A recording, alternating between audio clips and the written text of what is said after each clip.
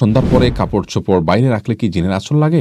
সহবাস করার পর পবিত্রতা অর্জন না করে মারা গেলে কি গুনাহ হবে? পেছনে হাত দিয়ে দাঁড়ালে কি অমঙ্গল হয়? প্রেগন্যান্সি অবস্থায় ফরজ নামাজ পড়ে বসা যাবে কি না? এদের বিয়ে করার সঠিক বয়স কত? ইসলাম কি বলে? কৃপা জানাতে তাবিজ ব্যবহার করা জায়েজ হবে কিনা? দোয়া কুনুত না পড়লে বিদেশ সালাত কি অন্য কোনো দোয়া দিয়ে পড়া যাবে? এরশাকে নামাজ পড়লে কি চাশতের নামাজ পড়া যাবে? সুন্নাত নামাজে কি 4 রাকাতেই সূরা মিলিয়ে পড়তে হবে? বাচ্চা নেয়ার ক্ষেত্রে কাল বিলম্ব করা কি জায়েজ আছে? বিধর্মী শিক্ষককে সালাম দিব নাকি আদাব? নিজের নফসের কামনা বাসনা থেকে বেঁচে থাকার উপায় বলবেন। মেয়েদের নামাজের মাঝখানে প্রস্রাব হলে কি নামাজ হবে? স্বামীর শারীরিক যৌনতার সমস্যা হলে কি তালাক দেওয়া যাবে? তাহাজ্জুদ নামাজ জামাতে পড়া যাবে কিনা? আলোর পৃথিবী এই দেখে আপনি জানতে চেয়েছেন স্বামীর শারীরিক যৌনতার সমস্যা হলে কি তালাক দেওয়া যাবে? স্বামী যদি শারীরিকভাবে দুর্বল হন, যৌন চাহিদা স্ত্রীর সেটা মেটাতে অক্ষম হন, তাহলে সেক্ষেত্রে স্ত্রী যদি কাবিননামায় স্বাক্ষর করে থাকেন বিয়ের আগদের পরে, তাহলে স্বামী স্ত্রী দুজন স্বাক্ষর করে থাকলে সেই কাবিননামা 18 নম্বর কলামে দেওয়া পাওয়ার বলে তিনি তালাকের তাফউইজ নিতে পারেন অথবা আদালতের মাধ্যমে তালাক বা বিচ্ছেদের দিকে যেতে পারেন যদি স্বামীকে ট্রিটমেন্ট করে চিকিৎসা করে সুস্থ করার কোনো উপায় না থাকে। ইস্তাবরো বাণী এই আইডি থেকে জানতে চেয়েছেন মেয়েদের নামাজের মাঝখানে প্রস্রাব হলে কি নামাজ হবে? না, নামাজের মধ্যে পেশাব হলে তো সাদা স্রাবের কথা বলেছেন না, নামাজের মাঝে সাদা স্রাব বের হলে কি নামাজ হবে কিনা? সাদা স্রাবটা যদি নিয়মিত বের হতে থাকে, অনবরত বের হতে থাকে, তাহলে আপনি প্রত্যেক সালাতের জন্য ওযু করবেন, সালাত আদায় করবেন, এর মধ্যে সাদা স্রাব বের হলে আপনার ইনশাআল্লাহ সালাত হয়ে যাবে। আর যদি সাদা স্রাব হঠাৎ করে আসে তাহলে সেক্ষেত্রে আপনাকে সালাত ছেড়ে দিতে হবে এবং পরিচ্ছন্ন হয়ে পবিত্র হয়ে পুনরায় আপনাকে সালাত আদায় করতে হবে। দিলরুবা মেহেরুন প্রধান আপনি জানতে চেয়েছেন সহবাস করার পর পবিত্রতা অর্জন না করে মারা গেলে কি গুনাহ হবে? এ প্রশ্নের উত্তর কোথাও পাচ্ছি না। বন্দিলরুবা সহবাস করার পর পবিত্রতা অর্জন না করে মারা গেলে গুনাহ হবে এমন কোনো কথা কোরআন হাদিসের কোথাও বলা হয়নি। তবে হ্যাঁ, সহবাস করার পর তিনি যদি দেরি করেন, বিলম্ব করেন গোসল করতে, এদিকে তার ফরজ গোসল এর ওয়াক্ত বিলম্ব হয়ে যায়, তাহলে সেটি ভিন্ন কথা। আর যদি ফরজ গোসলের যে ওয়াক্ত সেটি যদি তার বিলম্ব না হয় এবং ফরজ গোসল তিনি করেছেন অথবা ফরজের সালাতের ওয়াক্তই এখনো আস নাই, তার আগেই তিনি মৃত্যুবরণ করেন, কথার কথা আসার পরে সহবাস করলেন, গোসল করবেন, শুয়েছেন, ফজরের ওয়াক্ত হওয়ার আগে আগে তার মৃত্যু হয়ে গেছে, এই জন্য তার কোনো গুনাহ হবে না। কিন্তু আল্লাহ মাফ করুক, তিনি যদি সালাতকে বিলম্ব করে ফেলেন গোসল না করে, তাহলে সেক্ষেত্রে এটি গুনাহের কারণ হবে। অতএব শুধু সহবাস করে আপনার মারা গেলে গোসল না করে এর কারণে কোনো গুনাহ হবে না, কারণ সহবাস করার পরপরই গোসল করা ফরজ নয়। রাসূল আকরাম সাল্লাল্লাহু আলাইহি ওয়াসাল্লাম অনেক সময় সহবাসের পরে ওযু করে তারপর শুইতেন বা অন্য কোনো কাজ করতেন, তাহলে বোঝা গেল যে গোসল কিছুটা বিলম্ব করা অর্থাৎ পরবর্তী ওয়াক্তের সালাতের আগ পর্যন্ত বিলম্ব করা জায়েজ আছে। ওলিউল্লাহ আপনি জানতে চেয়েছেন তাহাজ্জুদ নামাজ জামাতে পড়া যাবে কিনা বা স্বামী স্ত্রী একসাথে তাহাজ্জুদ পড়া যাবে কিনা? জামাতে তাহাজ্জুদ পড়া যেতে পারে কালে ভদ্রে, কখনো নিয়মিত রমজানের বাইরে তাহাজ্জুদের জামাত করাকে অনেক উলামায়ে কেরাম মাকরুহ বলেছেন, যেহেতু রাসূল করিম সাল্লাল্লাহু আলাইহি ওয়াসাল্লাম বা সাহাবায়ে কেরাম রমাদানের বাইরে কখনো তাহাজ্জুদের সালাতের জন্য জামাত প্রতিষ্ঠা করেছেন এমনটি দেখা যায় না। অতএব মাঝে মধ্যে এটি হতে পারে, কোনো অসুবিধা নেই, স্বামী স্ত্রী করতে পারেন। এরপরে শিবলি আপনি জানতে চেয়েছেন মাছি কোথাও বসলে কি তা নাপাক হবে? না, মাছি কোথাও বসে নাপাক হবে না। মাছি অনেক নাপাকের উপরে বসে, সেখান থেকে এসে আপনার গায়ে বসলো, আপনার জামায় বসলে আপনার জামা বা শরীর নাপাক হয়ে যাবে না, যেহেতু মাছির পায়ে বা শরীরে যে নাপাক থাকে সে পরিমাণ অনেক কম থাকে। এত অল্প নাপাক আপনার শরীরে কোথাও লাগলেই আপনার শরীর নাপাক হয়ে যায়, ব্যাপারটা সেরকম নয়, কারণ এর থেকে বাঁচা বা এর থেকে পরিপূর্ণভাবে আত্মরক্ষা করা আমাদের সম্ভব নয়। আজমাইন ইনকিয়াদ এই আইডি থেকে আপনি জানতে চেয়েছেন সন্দেহ রোগ বা সূচিবায়ু রোগ থেকে বাঁচার জন্য কোনো আমল আছে কি? এটার জন্য সবচেয়ে বড় আমল হলো পাত্তা না দেওয়া। সূচিবায়ু এবং সন্দেহ রোগের থেকে বাঁচার জন্য সন্দেহকে কোনো রকম পাত্তা না দেওয়া, একদম পাত্তা না দেওয়া। আমার ওযু হয়েছে কিনা সন্দেহ হচ্ছে 3 বার ধোয়ার পরেও, এটা শয়তান আমাদের ভিতরে সৃষ্টি করছে, এটাকে পাত্তা না দেওয়া যে না আমার ওযু হয়ে গেছে। রাসূল করিম সাল্লাল্লাহু আলাইহি ওয়াসাল্লাম 3 বার ধুতে বলেছেন, আমি সেটা পালন করেছি, অতএব এরপরে না হলে এটা নিয়ে আমার টেনশন করার কোনো দরকার নাই, এটা রাসূল সাল্লাল্লাহু আলাইহি ওয়াসাল্লাম এর সাথে আমি বুঝবো। অতএব নিজের মনের ভিতরে যে সন্দেহ উদ্রেক হয়, শয়তান এগুলো মানুষকে অস্থির করবার জন্য করে, এবাদতে মনোযোগ নষ্ট করার জন্য করে, এগুলোকে পাত্তা দেওয়া যাবে না। এরপরে বাম দিক থেকে 3 বার থুতু ফেলে আমানতু বিল্লাহি ওয়া রাসূলিহি বললে সাধারণত শয়তানের এই জাতীয় কুমন্ত্রণা থেকে মানুষ নিরাপদে থাকতে পারে। এমনি রেজাউল করিম জানতে চেয়েছেন বউকে খুশি করার জন্য জন্মদিনের উইশ করা যাবে কিনা? জন্মদিন উপলক্ষে বিশেষ কোনো আনুষ্ঠানিকতা ইসলাম সমর্থন করে না, এটি ইহুদি খ্রিস্টানদের কালচার সংস্কৃতি, আর তাদের বিরোধিতা করার জন্য রাসূল আকরাম অর্থাৎ কৃষ্টি এবং কালচারগত দিক থেকে এবং ইবাদতের পদ্ধতি ইত্যাদি দিক থেকে তাদের সাথে যেন আমরা সাদৃশ্য গ্রহণ না করি, সে বিষয়ে রাসূল আকরাম সাল্লাল্লাহু আলাইহি ওয়াসাল্লাম নির্দেশ করেছেন। অতএব রাসূল করিম সাল্লাল্লাহু আলাইহি ওয়াসাল্লামের নির্দেশনাকে সামনে রেখে জন্মদিনকে কোনোভাবে উদযাপন করা জায়েজ নেই। তবে হ্যাঁ, স্ত্রীকে উইশ করা বলতে যদি কোনো কেক কাটা বা মোমবাতি জ্বালানো বা এই জাতীয় কিছু না করা হয়, এমনিই হয়তো সাধারণ কোনো কিছু করা হলো বা বলা হলো, মনে হলো, তাহলে সেক্ষেত্রে এটি হারামের গণ্ডিতে যাবে না ইনশাআল্লাহ। এবার দাউদ আপনি জানতে চাচ্ছেন নিজের নফসের কামনা বাসনা থেকে বেঁচে থাকার উপায় বলবেন। ভাই দাউদ, নফসের কামনা বাসনা থেকে বাঁচার জন্য একটি দোয়া আল্লাহর কাছে বেশি করে পড়বেন, আর সেটা হলো যে আল্লাহ আমাকে আমার নফসকে আপনি গুনাহ থেকে বেঁচে থাকার তৌফিক দান করুন। আল্লাহুম্মা আতি নাফসি তাকওয়াহা, আল্লাহুম্মা আতি নাফসি তাকওয়াহা, আল্লাহ অর্থাৎ আল্লাহ আমার নফসকে, আমার প্রবৃত্তিকে আপনি তাকওয়া দান করুন। ওয়াজাক্কিহা ওয়া আনতা খায়রু মান যাক্কাহা, সেটাকে পবিত্র করুন, আপনি সর্বোত্তম পবিত্রকারী। এভাবে আপনি দোয়া পড়বেন। আবারও বলছি, আল্লাহুম্মা আতি নাফসি তাকওয়াহা ওয়াজাক্কিহা ওয়া আনতা খায়রু মান যাক্কাহা।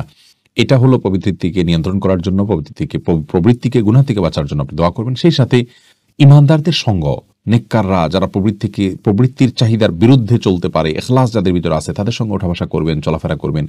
এই এক্সারসাইজের মাধ্যমে ইনশাআল্লাহ বিদিন আপনার ভিতরে তাকওয়া আসবে এবং বিল্ড আপ হবে। হালিমা আক্তার আপনি জানতে চেয়েছেন গাছের শিকড় বাকল রোগমুক্তির উদ্দেশ্যে ব্যবহার করা যাবে কিনা। শিকড় বা বাকল এগুলোর যদি কোনো কষ অথবা এগুলোকে পেস্ট করে খাওয়া, পান করা বা এই জাতীয় কোনো ঔষধ হিসাবে, প্রতিষেধক হিসাবে গ্রহণ করাতে যদি কোনো প্রকার উপকারিতার কথা পাওয়া যায়, জানা যায়, অভিজ্ঞতা দ্বারায়, তাহলে সেক্ষেত্রে সেটিকে করা যেতে পারে। কিন্তু সেগুলোকে ঝুলিয়ে রাখা, তাবিজের মতো ইত্যাদি, এগুলো জায়েজ নয়। সেটি সম্পূর্ণ কুসংস্কার এবং শিরকে পর্যবসিত হবে। এমডি সাজ্জাদ হোসেন আপনি জানতে চেয়েছেন কিস্তিতে পণ্য ক্রয়ের বিধান কি। কিস্তিতে পণ্য ক্রয় করা জায়েজ আছে ইসলামী শরীয়তের দৃষ্টিকোণ থেকে। কোনো একটা জিনিস আপনি হয়তো নগদে বেচতে 10 টাকা, কিন্তু সেই জিনিসটা আপনি কিস্তিতে ভেঙে ভেঙে দিবেন, সেটার দাম 15 টাকা নিল সে, এবং 5টা কিস্তি বা 10টা কিস্তি বা অনেকগুলো কিস্তি করে দিল, আপনি সেই কিস্তি অনুযায়ী পরিশোধ করে দিলেন, এটি মৌলিকভাবে জায়েজ রয়েছে। এম এ হোসাইন সোহান জানতে চেয়েছেন বিধর্মী শিক্ষককে সালাম দিব নাকি আদাব। বিধর্মী শিক্ষককে সালাম দিবেন না যেহেতু তিনি অমুসলিম, আবার আদাবও বলবেন না যেহেতু তিনি এটা তার ধর্মীয় কৃষ্টি। তবে তাকে এমন কোনো শব্দে আপনি সম্বোধন করবেন যে শব্দটি তার জন্য সম্মানসূচক, অথবা আমাদের সামাজিক যে সমস্ত অভিবাদনের শব্দগুলো আছে সেগুলোর কোনো একটা আপনি ব্যবহার করবেন। যেমন welcome sir, thank you sir, এই জাতীয় কথাগুলো আপনি বলতে পারেন, সুপ্রভাত, এই জাতীয় কথাগুলো বলতে পারেন। ধর্মীয় কৃষ্টি বহন করে এরকম কোনো কিছু তার জন্য বলা জায়েজ হবে না। এরপরে এসকে সুব্রানা আপনি জানতে চেয়েছেন সুন্নাত নামাজে কি 4 রাকাতেই সূরা মিলিয়ে পড়তে হবে। 4 রাকাতেই আপনি আসলে সুন্নাত নামাজগুলো যদি সাধারণ সুন্নাত নামাজ হয় বা নফল হয় তাহলে 2 রাকাত করে পড়াই উচিত, কারণ সলাতুল লাইলি ওয়ান নাহারি মাসনা ওয়া মাসনা, রাসূল আকরাম সাল্লাল্লাহু আলাইহি ওয়াসাল্লাম বলেছেন রাত এবং দিনের নামাজ 2 রাকাত করে। এখানে সাধারণ নফল এবং সাধারণ সুন্নাহগুলোর কথা বলা হয়েছে। তবে একত্রে যখন পড়বেন, যেমন সুন্নাত মুআক্কাদা রয়েছে, এগুলো একত্রে যদি আপনি পড়েন সেটাও আপনি পড়তে পারেন। সেই ক্ষেত্রে প্রত্যেক রাকাতে আপনি সূরা মিলাবেন। আকাশকে আপনি জানতে চেয়েছেন বাচ্চা নেওয়ার ক্ষেত্রে কাল বিলম্ব করা কি জায়েজ আছে। যদি কোনো বিশেষ অসুবিধা থাকে যে এখন বাচ্চা নিলে এমন পরিবেশে আছে সেখানে মানুষ করা কঠিন হবে বা অন্য কোনো সমস্যা হবে, সেই জায়গা থেকে কাল বিলম্ব করলে সেটি ঠিক আছে, জায়েজ হবে। কিন্তু কি খাওয়াবো সেই চিন্তা থেকে যদি বিলম্ব করেন তাহলে সেটি জায়েজ হবে না। নুসরাত জাহান বালাইজু আপনি জানতে চেয়েছেন আমার আত্মীয় আমার সাথে অনিষ্ট করে, তার সাথে সম্পর্ক কিভাবে রাখবো। দেখুন, আপনার আত্মীয় যদি আপনার কোনো ক্ষতি করে তাহলে সেক্ষেত্রে তার ক্ষতি থেকে বাঁচার জন্য আপনি অবশ্যই সম্পর্ক ছিন্ন করতে পারেন, যদি সম্পর্ক ছিন্ন করলে তার ক্ষতি থেকে বাঁচার সুযোগ থাকে। আর যদি সেরকম না থাকে, বরং সম্পর্ক ছিন্ন করলেও আপনার সম্পর্ক ছিন্ন করার সাথে আসলে ক্ষতির কোনো সম্পর্ক নাই, বরং আপনি সম্পর্ক রেখেও ক্ষতি থেকে বাঁচতে পারেন, তাহলে সেক্ষেত্রে আপনি সম্পর্ক রক্ষা করতে হবে। আর যদি সম্পর্ক ছিন্ন করা ছাড়া উপায় না থাকে, সম্পর্ক ছিন্ন করলে নিরাপদ থাকে, তাহলে অবশ্যই আপনার জন্য সম্পর্ক ছিন্ন করা জায়েজ রয়েছে, যতটুকু প্রয়োজন হয় ততটুকু। এরপরে আফজাল হোসেন আপনি জানতে চেয়েছেন মৃত ব্যক্তির নামে শুক্রবারে মসজিদে দোয়ার অনুষ্ঠান করা যাবে কিনা। ভাই আফজাল, দোয়া আসলে অনুষ্ঠান করার বিষয় না, দোয়া নিজে করবেন আর অন্যের কাছে দোয়া চাইবেন। অনুষ্ঠান করা, দোয়া করানো, এটি ইসলামী শরিয়াতে জায়েজ নাই। টাকা পয়সা দিয়ে মৃত ব্যক্তির জন্য দোয়া করানো সম্পূর্ণরূপে হারাম। যিনি দোয়া করছেন টাকা নিয়ে তিনিও গুনাহগার হচ্ছেন, যিনি করাচ্ছেন তিনিও গুনাহগার হচ্ছেন।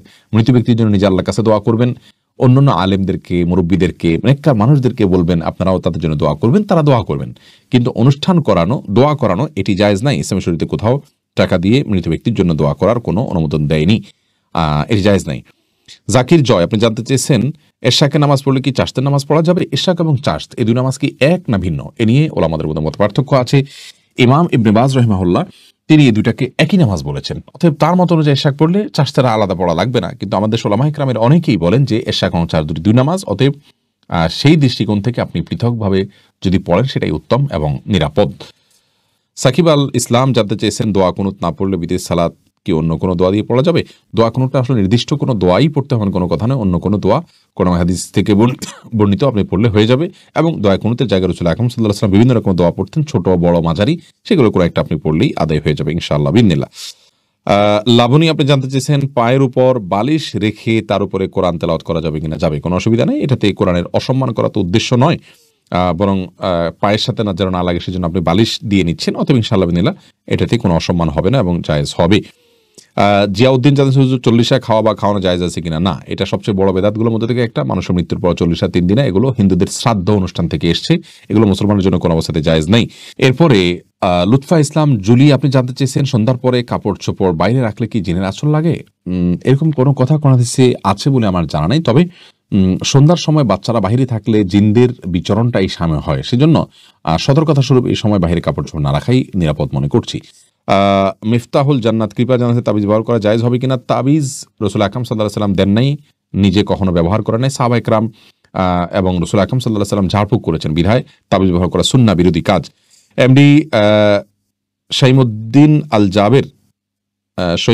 জাবের আপনি জানেন, ছেলেদের বিয়ে করার সঠিক বয়স কত? ইসলাম কি বলে? নির্দিষ্ট কোনো বয়স ঠিক করে দেয়নি, তবে প্রাপ্তবয়স্ক হওয়ার পর যদি তার মোটামুটি স্ত্রীর ডাল ভাতের ব্যবস্থা করার মতো সামর্থ্য থাকে, সেক্ষেত্রে তখন থেকে তিনি বিয়ে করতে পারবেন।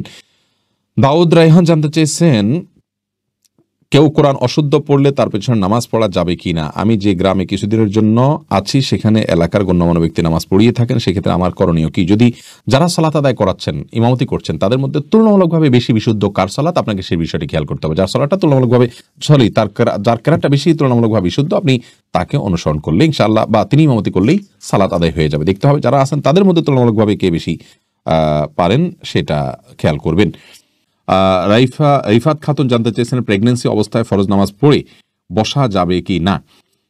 বসে পড়া যাবে কিনা? যদি এমন হয় যে প্রেগনেন্সির অবস্থাটা এরকম যে তিনি রুকু সিজদা করতে গেলে পড়ে যাবেন বা অসুবিধার মধ্যে পড়ে যেতে পারেন, তাহলে সেক্ষেত্রে তিনি অবশ্যই বসে সালাত আদায় করতে পারবেন।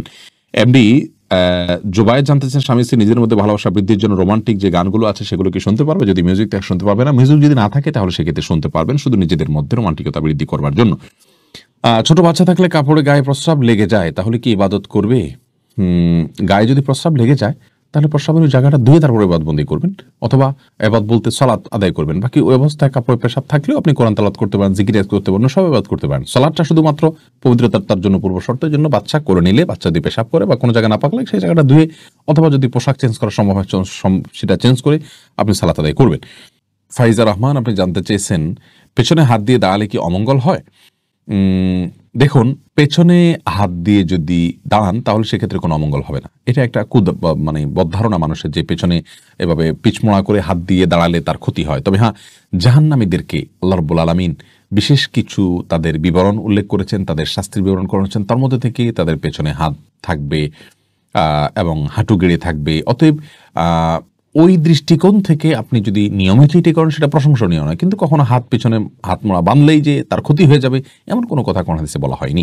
বাকি জাহান্নামীদের যে আকৃতির কথা আসছে, তাদেরকে যে পরিস্থিতির কথা আসছে, তাদের যে অবস্থার কথা কোন হাদিসে বর্ণিত হয়েছে, সেরকম অবস্থায় আমরা নিজেরা নিজেকে রাখবো না, সেটা উত্তম এবং উচিত।